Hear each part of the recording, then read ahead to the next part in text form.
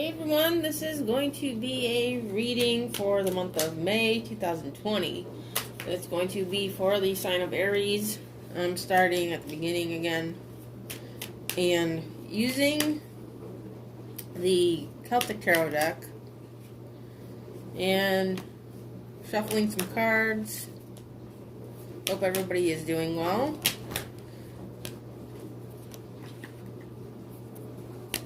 Alright, so we have the Chariot, the Page of Wands, the Three of Swords, we have Rebirth, and the Ace of Cups. So I'm just going to get kind of right into this. It's like I feel like there's a lot of realizations. You know, you're getting a lot of, clarity about some things, about some maybe personal issues. You know, there's, a lot of growth here. You've had a lot of time in the last, month or so to really come to terms with some stuff that's been bothering you. We'll have to do with heartbreak with the Three of Swords. You realize that love isn't about somebody else. It's also about you. It's also about your own cup. Sometimes we forget that. Sometimes it takes us a while to see that. Especially if, if you're one of those people that tends to think that you feel more validated when you're with somebody. Some people have a hard time being alone. And I think that's one of the realizations that a lot of you may have come to. Is that it's really about your cup, it's not about someone else's, which is what twin flame energy is about. It's about us, it's not about them. And I think that you may have also come to a place of forgiveness. Because when it comes to getting hurt and feeling alone and feeling sorrow and people doing us wrong, whether it be in a relationship or friendship, in any situation really, but especially love, anything to do with serious love. When we're hurt and somebody hurts us, we may for a while be in this place of resentment and anger, which is understandable, and we're allowed to feel that way. But there's a process to that, I think that you have come to the realization that nobody owes you an apology. Because I think, like I said, for a long time, we think that, we're angry because, they're not sorry.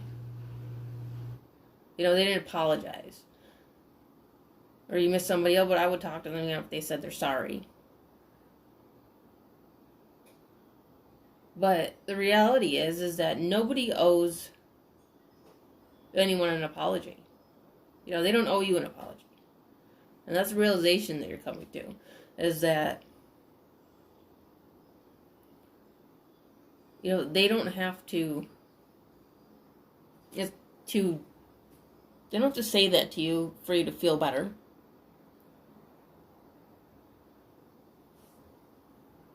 They don't have to validate that. It's not their job to bring you forgiveness. You don't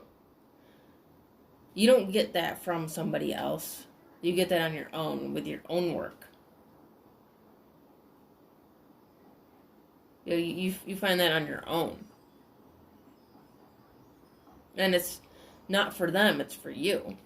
Which is, one of the reasons why it's you that has to do the work. You have to find that forgiveness yourself. They can't give you it. No matter how many times they were to say, I'm sorry, I didn't mean to do that to you, It doesn't fix that. No, this is you realizing that it's about you. And when you get to that point, it shows that you've done that work. Like, you're there. You're in that place where your cup is now full, because when you don't get to that place, when you're not there yet, your cup isn't completely full. And if it's not, how are you going to attract love? If you're not fully loving yourself. Because let's face it, when you're still living in that resentment and anger, you haven't come to that place of finding forgiveness. Your cup isn't completely full, And this is where you are. And I know for some people, that may be difficult to grasp, but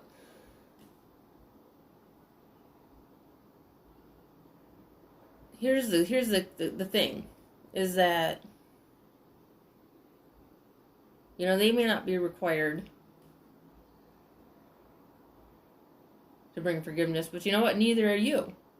It doesn't just apply to them. It also applies to you.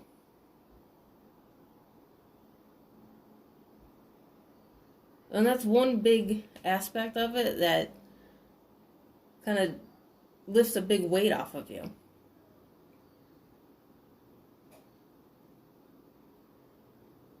Because nobody really deserves that responsibility.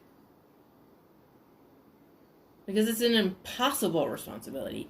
We can't bring somebody forgiveness. You have to bring it to yourself. You have to do the work yourself. Instead of being in that resentment mode of, they didn't say they're sorry, and why did they get rewarded and get to just go on with their life?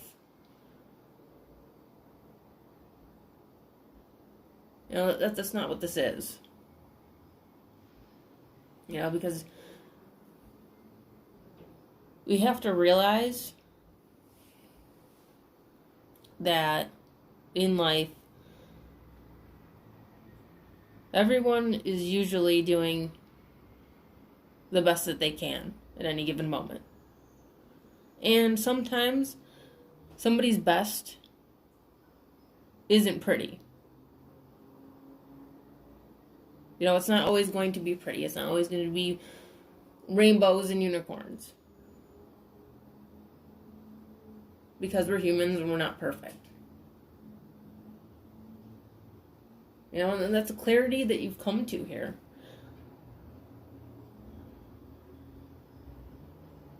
You've come to this light at the end of the tunnel. Like, you've progressed. Whether you realize it or not, you've progressed to this point where you see that nobody owes you anything and you don't owe them anything. That we're all in the same boat. We're all in this together. Whether we always act accordingly or not. Because we won't always. But see, the key is that we learn from our mistakes. Some of us do and some of us don't, but eventually we get there.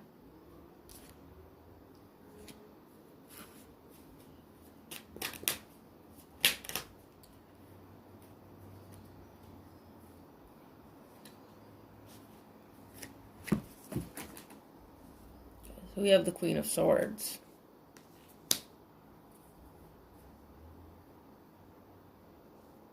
Be careful. Be careful with her. Because she can be the Ice Queen. She can be unforgiving.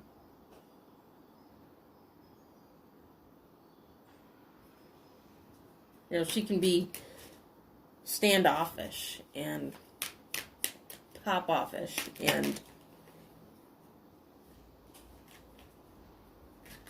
always at the ready. She has her sword up. She has her hand out, but she has her sword up, waiting to strike. It's like she's open, but she's guarded.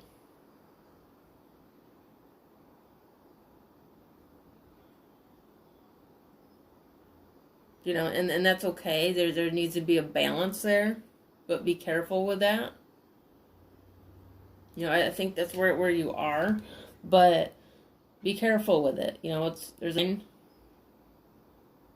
between being open and guarded at the same time.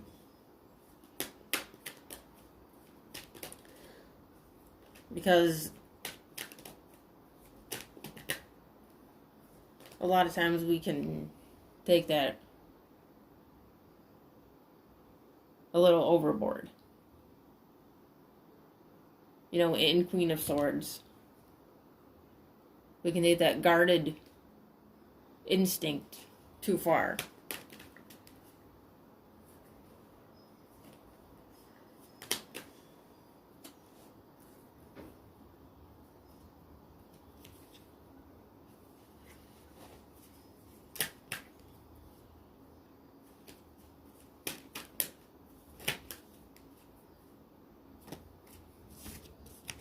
We have the Knight of Swords. And the Eight of Cups. So as I was saying, as I was talking about getting to this point of clarity and getting to this moment of truth and having these realizations, it allows you to let go of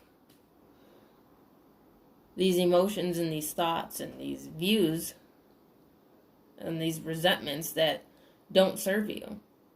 It's you kind of shedding that skin and growing into a new and better one. And really moving forward. Instead of, kind of wallowing in that half cup.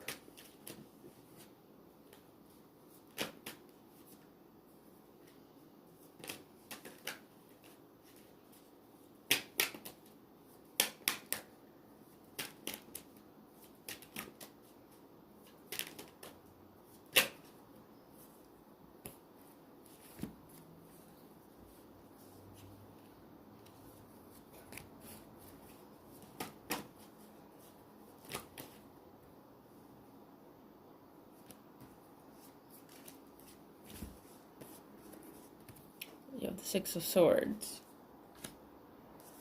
And the Seven of Pentacles. Yeah, this is put you at a crossroads. But not in a way where, you have a choice to either go down the same road or the new road. It's providing you with options.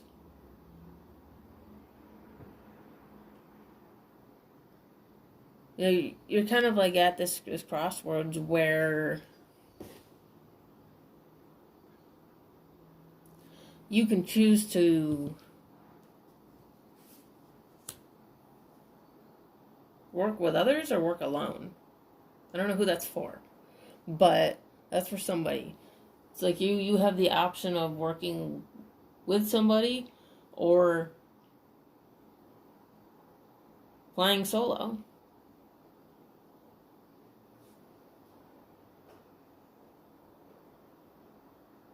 You know, in either way, it's not. They're not bad options.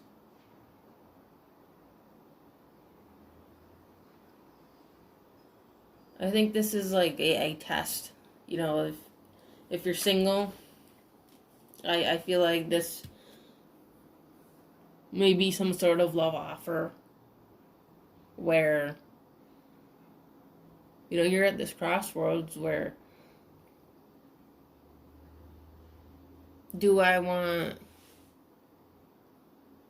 somebody in my life to complement my life, or do I want to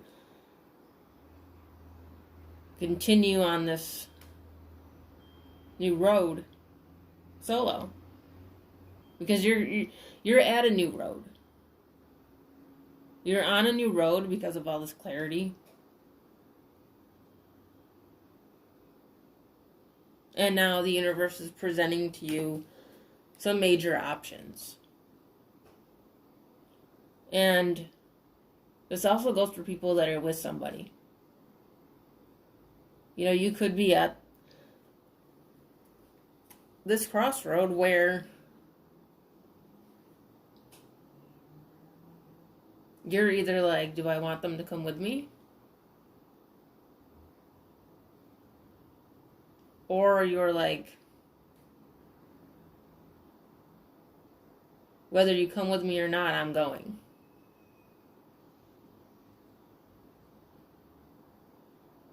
You know, this is like a pivotal point. Like things are already changing, but they're about to change drastically. And there's choices that you're making that are going to affect others.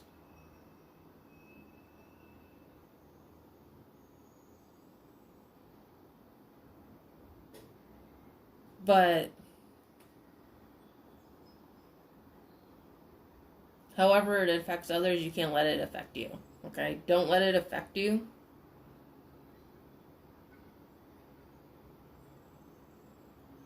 Because your happiness comes first.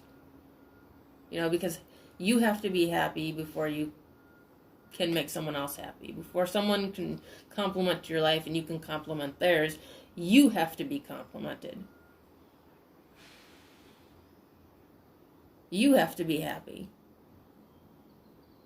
So whatever choice you make, it's for you.